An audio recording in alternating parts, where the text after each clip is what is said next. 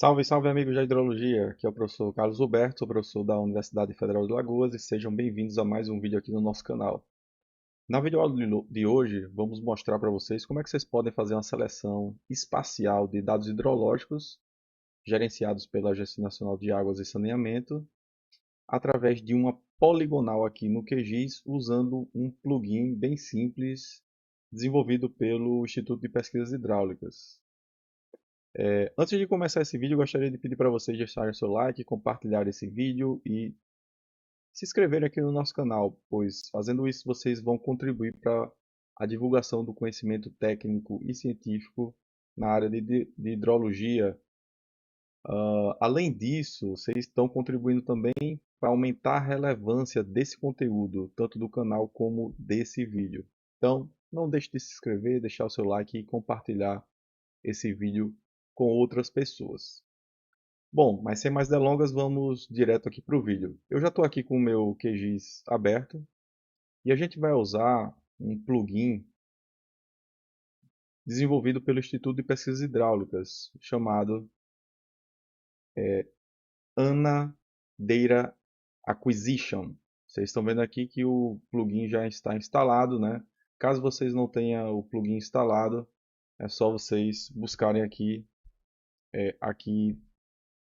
através dessa busca. Se vocês digitarem, já está instalado, por isso que não está aparecendo aqui, está aqui, ó. Se vocês digitarem, vocês vão rapidamente encontrar o plugin no banco de dados do QGIS e aí vocês vão fazer a instalação do plugin. Uma vez o plugin instalado, ele vai aparecer aqui nessa categoria de plugins instalados. Então, isso quer dizer que já está tudo certo aqui, você já pode seguir em frente. Assim que você instala o plugin, o programa ele vai adicionar um botão aqui na barra de ferramentas. Esse botãozinho aqui que é o ANA Data Acquisition. Tá bom? Então é só vocês precisam identificar esse botão aqui com esse ícone e clicarem aqui nesse botão. E daí ele vai abrir uma interface aqui na lateral direita, né, do QGIS, onde a gente vai usar essas funcionalidades. Antes de usar esse programa, ele dá algumas recomendações aqui nessa barra lateral, né? Ou seja, são configurações preliminares aqui para que vocês possam fazer, para que vocês não tenham problema no uso dessa funcionalidade, desse plugin. Para isso, o que é que eles recomendam? Eles recomendam que o formato regional seja em português Brasil, onde a data está nesse formato, dia, mês e ano. Então, dias, 2 dígitos, meses, 2 dígitos e o ano em 4 dígitos. O separador decimal, ponto e o agrupamento de casas o agrupamento, né, dos números usando a vírgula. Para isso, vocês precisam abrir aqui as configurações regionais do seu computador. É só digitar aqui na busca aqui no início aqui do Windows, né, por região, ou ir direto em painel de controles e mudarem aqui o formato para Português Brasil e depois aqui em configurações adicionais o símbolo decimal usar o ponto e o símbolo de agrupamento de dígitos a vírgula, assim como eles recomendaram aqui no plugin, né? Exatamente na tela aqui do plugin. Feito isso, a gente já consegue utilizar direto aqui o nosso plugin. Bom, o que é que a gente tem que fazer, pessoal? A gente precisa inicialmente selecionar o tipo de dado que a gente quer. Então, ele tem 3 tipos de dado: precipitação, vazão e nível. Eu vou selecionar aqui precipitação, vou fazer uma demonstração bem rápida, né, dessa seleção usando dados de precipitação. E aí, automaticamente, ele já coloca para a gente aqui no mapa todas as estações de precipitação disponível no banco de dados da ANA. Então, se a gente der um zoom aqui, a gente vai observar essa distribuição espacial, né, ao longo de toda a América Latina, na verdade, né? Então, se vocês tá aqui o shape, né, a camada, eu vou dar aqui um zoom para toda a camada, a gente observa tem dados disponíveis para toda a América Latina, mas de forma mais concentrada, mais densa, né? Aqui para o Brasil. Bom, feito isso, já que a gente está observando as estações de precipitação já no mapa, a gente vai fazer a seleção das estações que a gente quer baixar os dados. Para fazer a seleção, a gente precisa de um polígono, tá? Então, vamos supor que você tem o polígono da sua bacia. Você tem a delimitação da sua bacia hidrográfica. Como é que a gente pode selecionar, por exemplo, os dados, as estações, desculpa, as estações baseado em um shape de polígonos? Primeiro eu preciso adicionar o meu polígono aqui. Então eu preciso vir aqui em adicionar vetor, selecionar aqui vetor e procurar o meu shapefile. Então, vamos supor aqui, ó, eu tenho um shapefile da bacia do Rio Mundaú, em Alagoas. Vou adicionar esse shapefile. Já está adicionado, está aqui o polígono, tá bem, não dá para ver muito bem, né? Por conta desse zoom, mas eu vou dar um zoom nesse polígono, aproximar aqui para a camada, dou um zoom. Vou colocar essa camada aqui da bacia do Mundaú para baixo aqui para a gente observar as estações que estão dentro da bacia. Então a gente pode ver, né? Aqui tem algumas estações de precipitação dentro da bacia e a gente pode fazer a seleção baseado nesse polígono, certo? Uma coisa recomendada nos estudos hidrológicos é sempre fazer um buffer, né, em relação a esse polígono da bacia, dado pelos limites aqui do divisor de águas.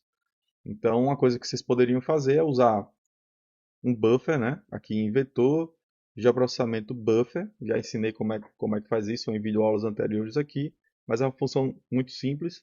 E aí você vai dar uma distância e ele vai fazer um buffer em relação a esses limites aqui do divisor de água, certo? Então, é uma opção para que vocês consigam. Deixa eu colocar aqui o zoom certinho. Aqui, então, é uma opção para que vocês consigam estender mais os limites da bacia e considerar também as estações de precipitação que estão no entorno. Por exemplo, essa técnica do buffer ela é muito útil para, por exemplo, se você quiser fazer um estudo de precipitações médias na bacia e também nas subbacias, né? Em subbacias, certo? Então a gente faz um buffer e considera também estações que estão no entorno da bacia. Muito bem, eu vou. Falei tanto em buffer, né? Mas eu acho que eu já tenho um buffer aqui pronto, tá? Com um buffer de 5 km. Eu vou adicionar esse shapefile de buffer aqui, ó. Tá aqui. Buffer Mundaú buffer 02. Já tinha processado. Tá aqui, eu adicionei esse shape de buffer, né? Vocês observem que é um shape um pouquinho, tem uma extensão um pouquinho maior, né, do que os limites da bacia, né? Tá aqui os limites da bacia, e aí você tem um buffer de 5 km, um pouquinho mais, e observem que essa abrangência faz com que novas estações elas caiam dentro aqui dessa área de buffer, e aí eu posso selecionar estações que estão no entorno da bacia. Então eu vou usar esse shape aqui de buffer, tá bom, pessoal? Para fazer essa seleção. Como é que eu faço uma seleção espacial no QGIS? É muito simples. Para fazer uma seleção espacial, a gente precisa ativar aqui o processamento, a caixa de ferramentas, né? Que seria o toolbox do QGIS. No toolbox, a gente pode fazer uma busca aqui por seleção, tá?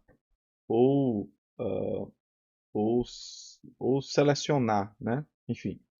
E tem vários filtros aqui de seleção espacial e tem um aqui, ó, que é a seleção por localização. Então, quando a gente quer fazer uma seleção de feições de um determinado shape usando um polígono, a gente deve usar essa opção aqui de seleção por localização. Ele vai abrir essa janela, então eu vou selecionar as feições do shapefile de precipitação e onde as feições desse shape estão dentro de o buffer, né? Aqui, ó, comparar com as feições do Mundaú Buffer 02. Então, ele vai, na verdade, fazer uma verificação, né, de quais as estações estão dentro dessa área de buffer. Vou executar e observem já que eu já tenho a seleção aqui feita. Tá vendo ali? As estações selecionadas que estão dentro dessa região de buffer. Vou fechar aqui essa caixa de ferramentas do processamento. E vou agora voltar aqui para o meu plugin, né, o ANA Data Acquisition, e vou pedir para ele criar esse arquivo das estações. Então a gente clica aqui em Create File. Observem que ele já observou aqui, né, já identificou que tem 83 estações selecionadas. Então eu vou salvar aqui o meu arquivo na área de trabalho, tá bom? Então vou selecionar essa pasta e ele já processou e criou o arquivo chamado goldsprecipitation.txt. Tá? Então dou um OK e vamos ver esse arquivo aqui, está aqui, ó. Está aqui na área de trabalho. Esse arquivo ele tem a lista dos códigos das estações de precipitação que estão dentro daquela área de buffer. Muito bem, esse é o primeiro passo. É você fazer a seleção e criar esse arquivo de estações. Uma vez que você cria esse arquivo de estações, você vai usar esse arquivo de estações para fazer o download dos dados de precipitação aqui nessa segunda opção, nesse botão Downloader.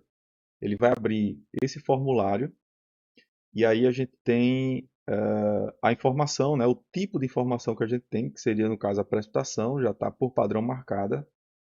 E aqui nos Input Files, eu vou selecionar aqui o arquivo que eu acabei de gerar, que está aqui na minha área de trabalho. Tá aqui, área de trabalho, e seleciono um arquivo que eu acabei de criar no programa, e ele faz a lista de todas as 83 estações que caíram dentro daquela área. Muito bem.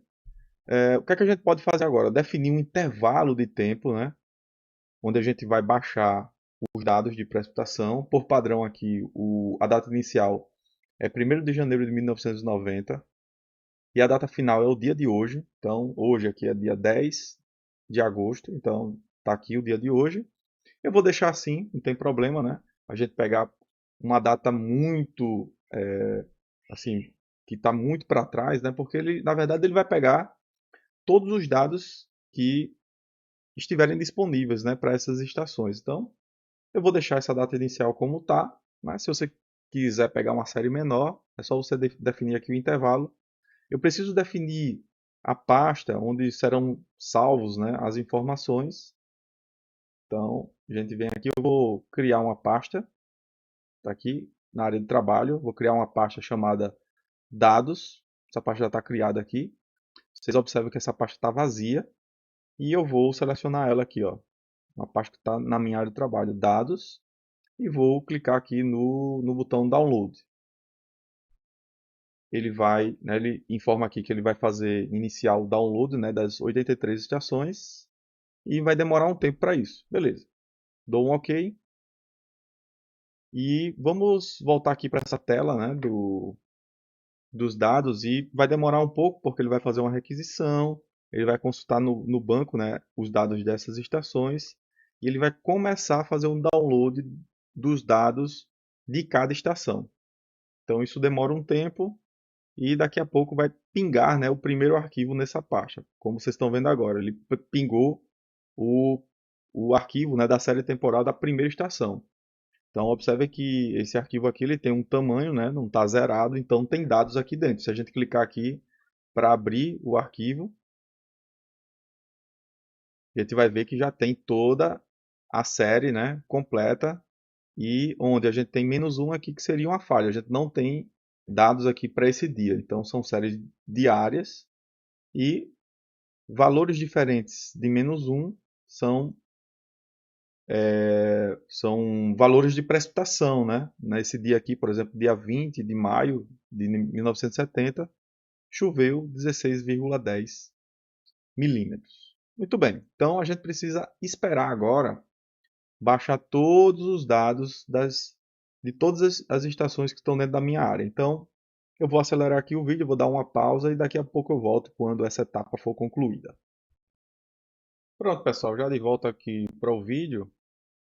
O download foi concluído com sucesso das 83 estações. Vou dar um OK aqui, ele informa que o download foi finalizado.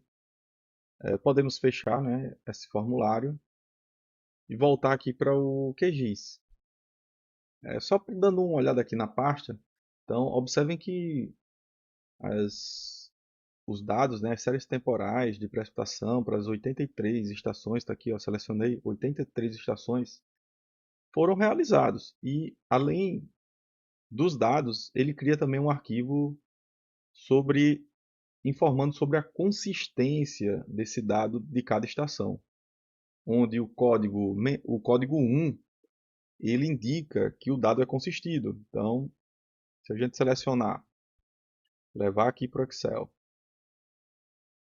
a gente vai ter uma visualização melhor de como é que está a consistência de cada estação. Então ele faz uma consistência, na verdade, de cada estação e em cada dia, certo? Então, de como é que está essa informação. Então, se você colocar essa coluna aqui para colocar o texto para a coluna, a gente vai ter agora os dados em forma tabular. Aqui nas colunas eu tenho as estações, aqui nas linhas eu tenho dia, mês e ano, e aqui está o código de consistência. Então, o 1 então, seria dados consistidos. Então, 0 seria dados não consistidos. Tá bom? Então, ele já faz também uma análise da informação, né, sobre a consistência dos dados da série temporal que você está baixando, seja de precipitação, de vazão ou de cota.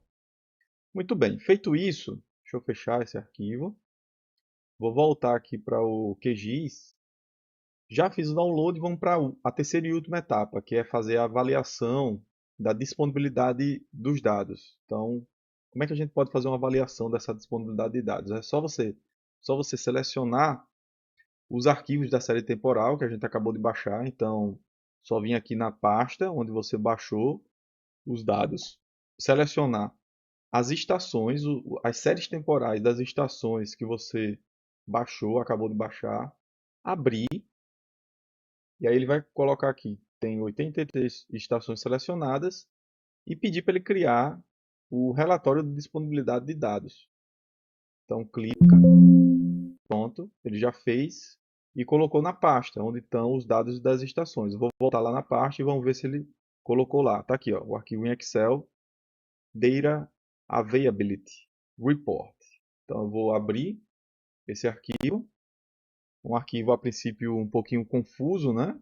Que está em CSV. Eu vou selecionar todas as linhas, clicar aqui em dados, texto para colunas e vou mandar ele separar delimitado por vírgula. Olha só, separar delimitado por vírgula, concluir, e aí eu vou ter os dados de forma tabular, tá? Aqui no Excel. Bom, o que é que ele dá para a gente? Ele dá a informação das falhas, né? Se tem alguma falha ou não, na verdade é da disponibilidade dos dados, né? Quando é zero, quer dizer que eu não tenho dados naquele mês para aquela estação. Por exemplo, aqui o mês 1 de 1990, zero. Para essa estação aqui eu não tenho dados, para essa estação também, né? Como a gente já sabe, né? A gente não tem dados para um período assim tão grande no passado. Então a gente vai ter dados aqui para um período mais recentes. Vocês estão vendo aqui, ó. Por exemplo, para essa estação aqui, nesse mês, né, eu tenho dados para todos os dias do mês. Então está 100% a disponibilidade da informação daqueles dados. E em algumas estações aqui vocês estão vendo, 3.22. Então eu não tenho tantos dados naquele mês. Provavelmente eu tenho um dia, 2 dias de dados naquele mês. Aqui no caso seria fevereiro de 1922. Para essa estação aqui, apenas 3,22%, né, de informações disponíveis para aquele mês. Tá bom, pessoal?